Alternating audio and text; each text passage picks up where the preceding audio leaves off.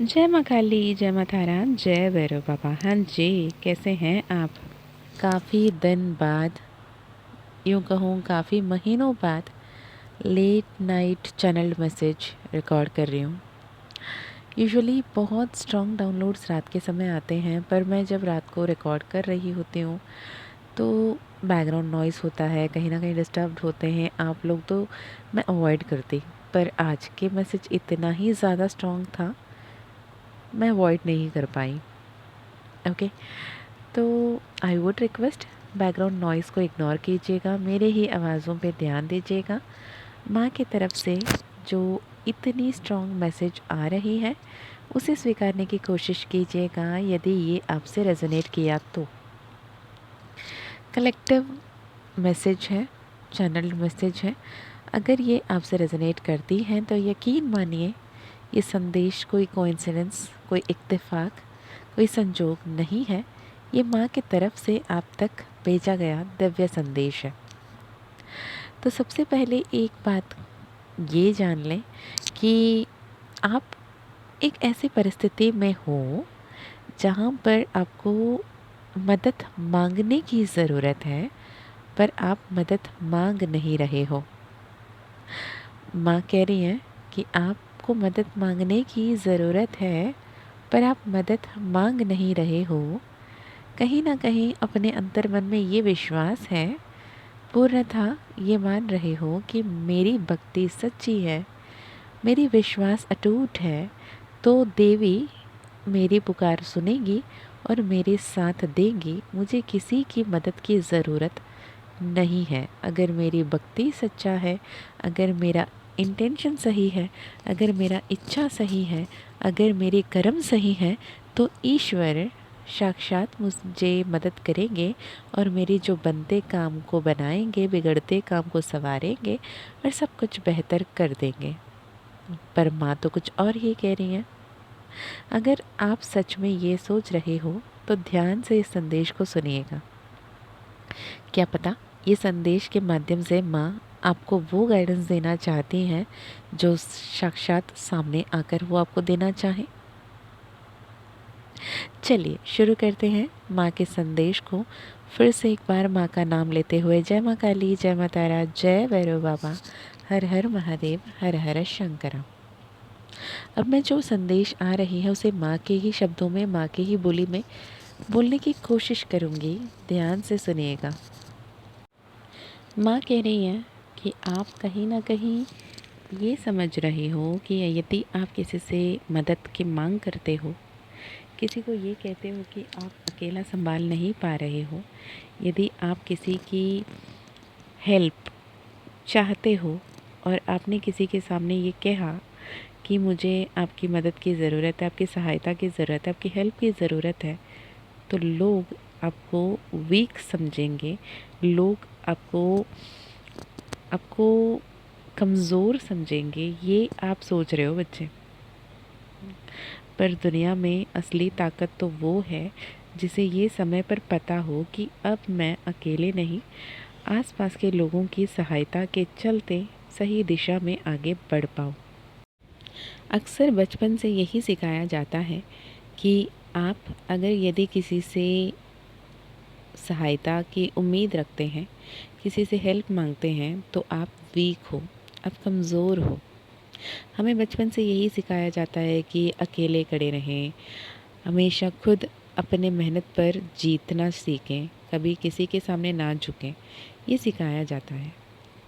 पर सच बताएं, असली ताकत तब शुरू होती है जब आप मदद मांगने की हिम्मत करते हो, जब आपको ये पता हो कि आप इस जो भी कार्य है उसे कर पाओगे या फिर आपको किसी और की सहायता की ज़रूरत है। याद रहे, जब श्री राम को वनवास के लिए भेजा जाना था तो वनवास तो सिर्फ राम को हुई थी, ना उन्हें सीता की ज़रूरत थी, ना उन्हें लक्ष्मण की ज़रूरत थी। पर जब वो दोनों साथ देने पे आए तो राम ने मना नहीं किया। श्री राम ने ये नहीं कहा कि मैं अकेले जाऊंगा, अकेले खड़े रहूंगा, मैं खुद के बलबूते इस 14 साल के वनवास को पूर्ण करूंगा। नहीं, उन्होंने जो उनके साथ चलते लक्ष्मण और उनके साथ जहाँ राम होंगे वही मेरी अयोध्या होगी, ये कहने वाली मैया सीता को साथ ले चले। ये उनकी कमज़ोरी नहीं थी। जब आप अपने आप को ये डर से मुक्त कर दोगे कि कहीं लोग मुझे कमज़ोर ना समझें, कहीं लोग मुझे वीक ना समझें, कहीं लोग मुझे जज ना करें, तब शुरू होती है आपकी असली हिम्मत और असली खुदगर्ज वाली जीवन। अक्सर हम वो कहानी सुनते हैं ना कि एक भक्त था जो ईश्वर का सर्वश्रेष्ठ भक्त था, सुबह शाम उनके नाम जपता रहता था, और एक बार जब बहुत बड़ी बाढ़ आई तो बाढ़ में बह गया, और वहाँ पर जब अटका था, पानी में फंसा हुआ था, हर बार नाम ले रहा था, ईश्वर का नाम जप रहा था। अब जैसे ही गाँव वासियाँ आए और उन्होंने कहा कि अरे आ जाओ, हम रस्सी फेंक रहे हैं, उन्होंने मना कर दिया। उन्हें उस भक्त ने मना कर दिया, कहा नहीं, मैं ईश्वर की इतनी परम भक्त हूँ, साक्षात ईश्वर आएंगे। जब एक नाव लेकर नावी पहुँचा, बोला चलो आ जाओ, डूब जाओगे, मर जाओगे, तो उसने मना कर दिया, बोला नहीं नहीं, साक्षात ईश्वर आएंगे। जब ऊपर से हेलीकॉप्टर आई, वहाँ से रस्सी फेंका, रस्सी पकड़ो और चढ़कर आ जाओ, नहीं तो मर जाओगे। अगेन उसने कहा नहीं नहीं, मेरी भक्ति सच्ची है, साक्षात ईश्वर आएंगे।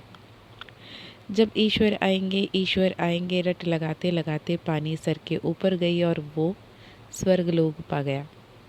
जब वहाँ गया वो ईश्वर से लड़ने पहुँचा, बोला मैंने आप पे इतना विश्वास किया और आपकी आखिरी सांसें तक आपका इंतज़ार किया, आप क्यों नहीं आए?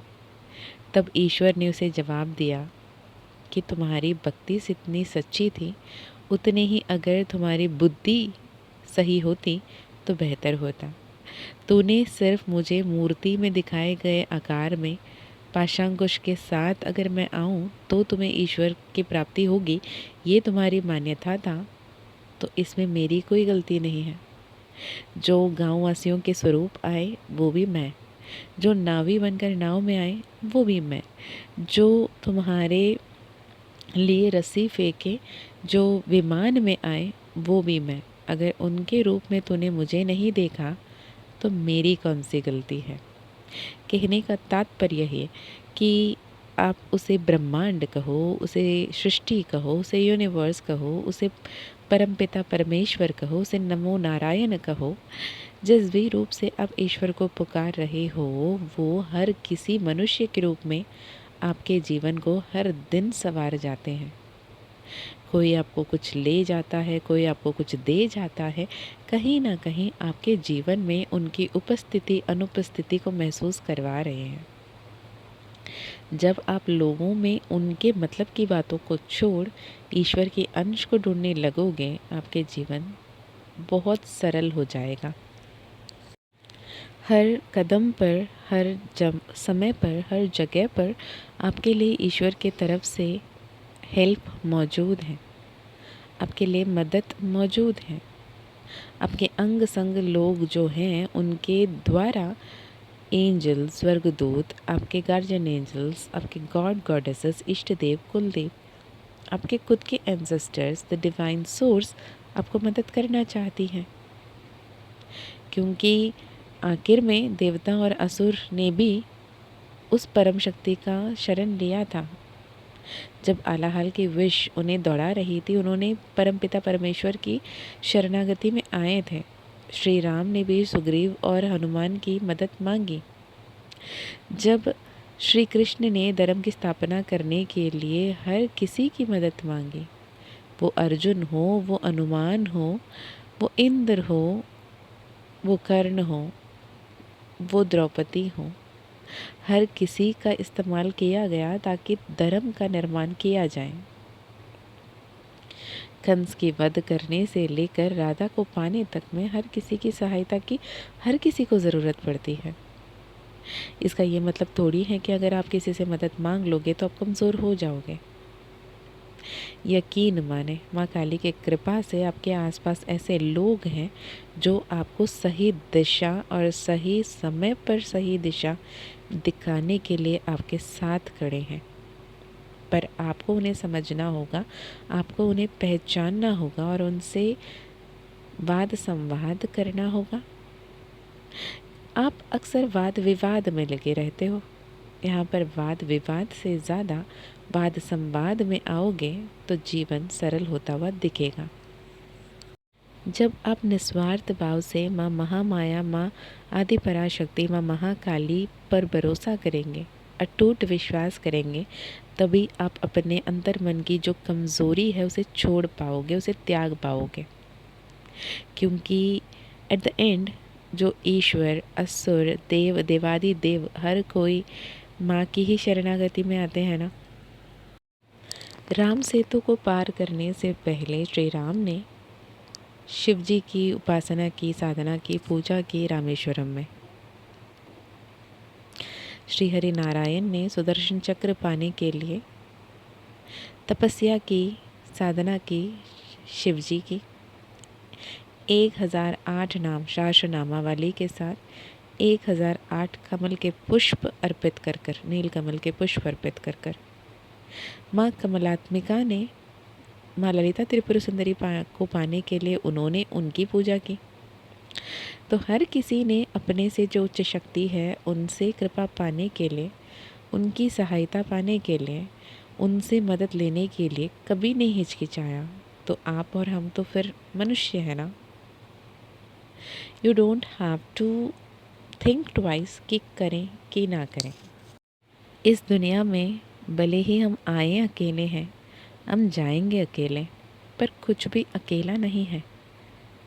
नदियाँ पहाड़ों पे निर्भर है, सूर्य से रोशनी आती है, जिंदगी लेन देन से चलता है, इसीलिए गिव एंड टेक कहते हैं ना। फिर भी हम आत्मनिर्भर के नाम पे जो ब्रह्म पाल बैठे हैं कि वो एक ऐसे कवच बन गई है, एक ऐसी बाउंड्री बन गई है जहाँ पर हम अपनों को अंदर आने नहीं देते और अपने मन में जो भावना है उसे बहने नहीं देते। फिर भी हम आत्मनिर्भर होने के भ्रम में ही रह जाते हैं। ताकत को पहचानो, चुपचाप अंदर टूटते रहना, मदद मांगने से हिचकिचाते रहना शक्ति की प्रतीक नहीं है। वो कमज़ोरी है कि मुझे किसी की मदद की ज़रूरत है, ये मैं बोल नहीं पाता या बोल नहीं पाती।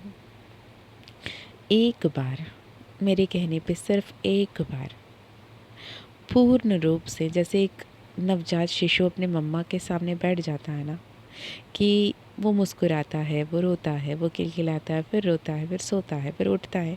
उसके पास छुपाने के लिए कुछ नहीं होता, उसके पास प्रिटेंड करने के लिए कुछ नहीं होता। बिल्कुल वैसे ही पूर्ण रूप से समर्पित कर एक बारी से माँ के सामने अपने हर एक कमज़ोरी को खोल दो, हर एक डर को उसे बता दो। कहो कि माँ, मेरे अंदर की जो भी खामियां थी, जो भी कमज़ोरियां थी, मैंने आपको सौंप दिया।